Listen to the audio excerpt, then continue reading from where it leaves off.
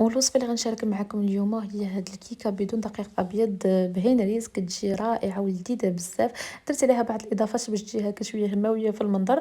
أول حاجة كناخد من مولينيكس، كندير فيها 2 ديال البيضات، كاس تاع سنيدة، كاس تاع الحليب، كاس ديال الزيت، معلقة صغيرة نيسكافيه، قبصة ديال الملح، و2 معالق كبار ديال الكاكاو. كنخلطو هادشي جيدا، كنضيف عليهم 2 باكية ديال هينريز الكبيرة.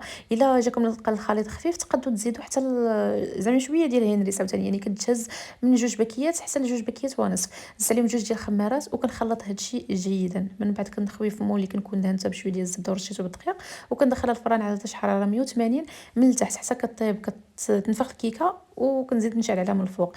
بالنسبه للكريمه اولا الطبقه الثانيه درت فيها هكا نصف لتر حليب، 2 معالق كبار مايزينا، 2 معالق كبار كاكاو، 2 معالق كبار سنيده، ساشي ديال الفاني. هنا ما بانش ولكن زدت فلون ديال الشوكولات. صافي كنديرهم على نار مهيله، اون فوا كيبداو يعقادوا حيدتهم، وزدت عليهم شويه ديال الشوكولاط هكايا وشويه ديال الزبده وكنخلط كيبقى اختياري. صافي من بعد ما جبت الكيكه خليتها، سقيتها بشويه ديال الحليب وخليتها حتى بردات، وزدت عليها الطبقه ديال الكريمه وكندخلها الثلاجه حتى كتبرد تماما.